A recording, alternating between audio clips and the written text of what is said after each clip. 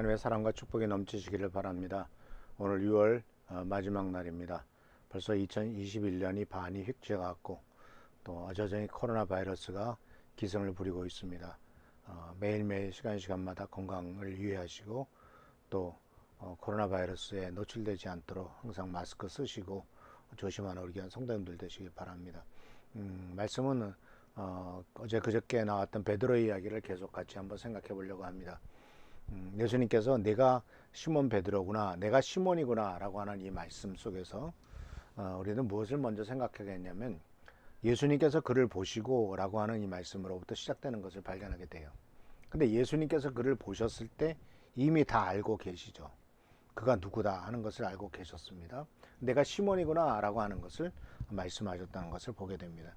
아마 동생인 안드레로부터 자기 형인 시몬에 대한 이야기를 들었을 것이고 또 앞으로 보여주는 성경에 나오는 많은 기록을 보면 시몬이 참 상당히 감정적이고 또 다혈질하고 또 급한 성격이고 또 단순하고 이러한 많은 특징들이 그에게 있다는 것을 아신 것을 발견할 수가 있습니다.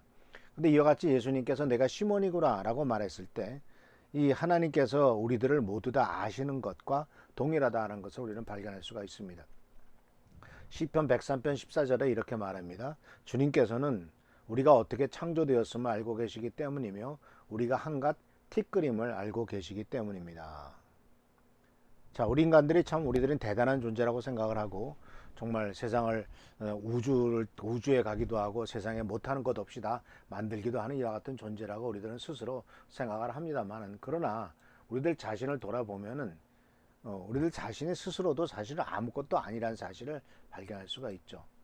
그래서 이 주님께서는 우리가 어떻게 창조했음을 알고 계시며 우리가 한갓 티끌임을 알고 계시다. 이 티끌이란 말은 먼지란 뜻 아닙니까? 우리가 먼지 정도밖에 안 되는 존재다라는 겁니다.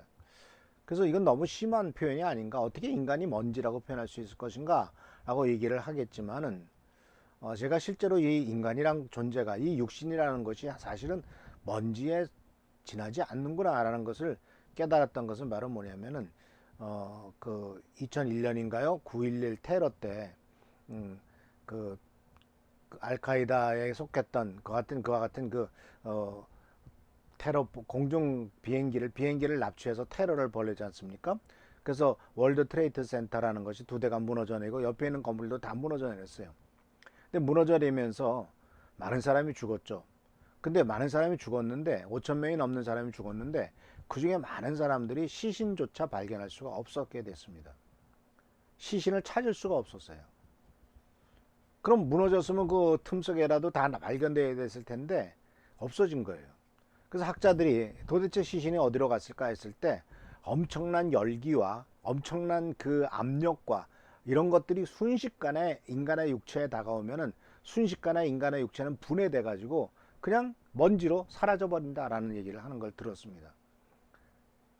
그러니까 인간이라고 하는 존재가, 이 육신이 엄청난 일을 이루기도 하지만은 또 인간이라는 존재는 사실은 티끌밖에는 먼지밖에 안 된다는 사실을 학자들도 인정을 하고 있더라라는 것입니다.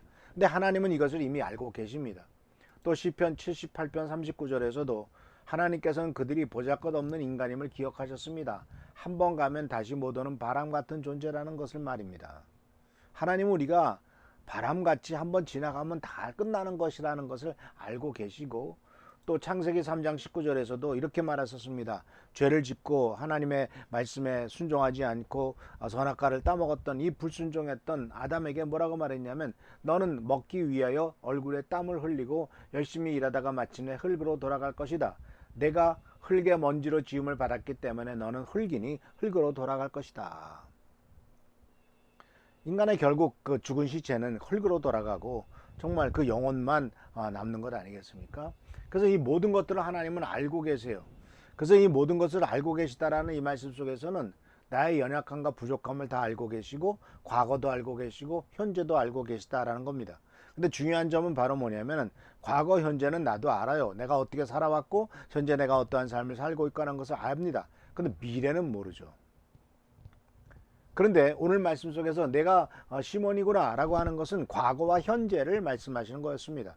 그런데 아니다, 너는 이제 내가 너를 개발하고 베드로라고 반석이라고 부르겠다라고 말씀하셨던 것은 현재와 과거를 아는 우리 인간의 한계를 벗어나 미래를 아시는 하나님, 앞으로 어떻게 될 것을 아시며 앞으로 어떻게 되기를 바라는 이 하나님의 뜻을 바로 이 베드로를 통해서 우리들에게 가르쳐 주신 것들을 발견하게 됩니다. 그렇기 때문에 사랑하는 성도 여러분, 현재, 과거, 미래에 대해서 하나님께서 모든 것을 알고 계시면서 우리를 부르셨다는 사실 속에서 많은 큰 은혜를 받게 되죠. 왜냐하면은 모든 것을 알고 계시기 때문에 우리의 과거가 어떠한 삶을 살아왔다는 것조차 다 압니다. 우리에게 용서가 필요하다는 것도 아시고, 또 우리에게 치료가 필요하다는 것도 아시고, 치유가 필요하다는 것도 아시고, 공감도 필요하다는 것도 아십니다. 그러나 하나님께서는 우리들이 죄를 졌고 잘못되고 문제가 많았다 할지라도 주님께서 하시는 말씀 중에 가장 은혜가 되는 것은 나도 너를 정죄하지 않는다라고 하는, 바로 가늠하다가 잡혀서 돌에 맞아 죽을 뻔했던 여인을 향해서 예수께서 하신 말씀이죠. 다 아시면서 정죄하지 않겠다라고 말씀하십니다. 인간이 어떤 존재임을 알고 계시기 때문이죠.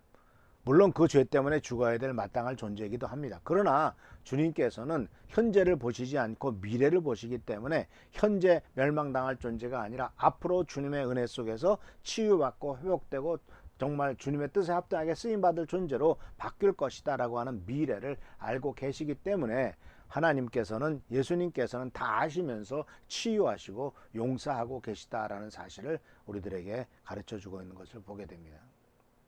그런데 주님께서는 다 아시면서도 부르셨어요. 근데 문제는 다 아시면서 부르셨을 때 그것을 또 굳이 막으시지는 않는다는 겁니다. 베드로가 3번 예수님을 부인할 것을 이미 아시면서 내가 닭이 울기 전에 나를 3번 모른다고 할 거다라고 분명히 말씀하셨어요. 그렇다면 아신다면은 그렇게 그 3번이나 부인하지 못하도록 만드셔야 되지 않겠습니까? 근데 주님께서는 가룟 유다가 자기를 은 30냥에 팔아버릴 줄도 알고 계셨어요. 그것을 막아야 되지 않습니까? 그러나 하나님께서는 우리 인간들에게 절대적인 자유의지를 주셨기 때문에 우리들이 스스로 파악하고 스스로 거기에서 돌이키기를 원하십니다. 그리고 또 한 가지는 서로 잘못하고 죄를 졌다 할지라도, 그것 때문에 우리의 인생이 어그러졌다 할지라도 주님께서는 또다시 또 한 번 기회를 주시는 분이시다라는 겁니다. 그래서 기회를 주셔서 다시 한번 일어나게 하신다는 겁니다. 많은 사람들이 무너졌다 일어난 사람들이 참 많습니다. 완전히 인생의 바닥을 쳤다 일어난 사람들도 참 많고요. 근데 그들의 특징은 바로 뭐냐면 하나님께서 그들에게 주시는 기회를 또 잡았다라는 겁니다. 하나님이 기회를 주시려고 하는데 우리들이 스스로 포기해버린다면 하나님이 주신 기회를 잡을 수가 없죠. 그래서 베드로는, 이 시몬은 여러 번 많은 어려운 일을 겪죠. 그리고 많은 실수를 합니다. 그러나 주님께서는 내가 너를 시몬이지만 내가 너를 반석으로 만들 것이다 라고 하는 이 말씀을 하시고 난 다음에 그 말씀을 베드로가 실패하고 좌절하고 죄짓고 또 예수님을 모른다고 하고 또 책만 받고 이런다 할지라도 예수님께서는 당신이 말씀하신 것을 취소하신 분은 없다라는 것이죠. 네가 나를 3번이나 모른다고 해?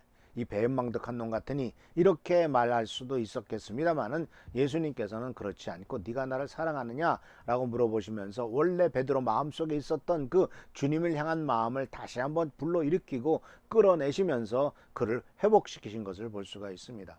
그래서 사랑하는 성도 여러분, 주님께서 우리를 부르실 때 이 단순히 정말 계속해서 우리들을 그렇게 부르신다는 사실을 기억하시길 바랍니다. 바로 시몬을 베드로라고 불렀을 때가 있고 시몬을 또 시몬이라고 불렀을 때가 있잖아요. 그건 과거로 돌아갔을 때 모습이죠. 그러나 그는 다시 결국 베드로가 돼서 이미 알고 계신 하나님의 놀라운 능력 안에서 완전히 변화된 존재로서 하나님의 축복 가운데 나가게 되지 않습니까? 사랑하는 성도 여러분, 우리들은 우리들 자신에게 근거를 두고 있지 않습니다. 우리를 부르시고 축복하시는 하나님에게 우리 인생의 근거를 두고 이 하나님을 의지함으로써 하나님의 영광과 존귀를 돌리는 우리 귀한 성도들 되고 모든 실패와 좌절과 절망 속에서 일어나는 은혜를 누리시기를 축원합니다. 기도하겠습니다. 좋으신 주님, 은혜를 감사합니다. 모든 것을 아시면서 우리를 부르시고 축복하시는 주님, 우리는 그 은혜 가운데서 힘을 얻고 그 은혜 가운데서 다시 한번 기회를 잡습니다. 주여, 주께서 주시는 기회를 우리가 붙잡을 수 있도록 도와주시고 하나님의 놀라운 축복과 능력과 은총과 은혜를 경험하는 데 부족함이 없도록 지키시고 보살피시고 인도하여 주시옵소서. 오늘도 함께 하시고 도와주시며 축복하시며 채워주시기를 간절히 바라오고 예수 그리스도의 이름으로 축복하며 간절히 기도하옵나이다. 아멘. 성도들을 위해서 특히 우리 최승규 장로님 또 한은조 선생님 또 질병으로 인해서 고통당하신 분들 위해서 기도해 주시고 또 우리 이상희 권사님이 그 2차 백신을 맞고 조금 부작용이 있으신 것 같습니다. 위해서 기도해 주시기를 부탁드리고 다른 성도들을 위해서도 기도하는 여러분 되시기를 축원합니다. 할렐루야 축복합니다. 주님의 십자가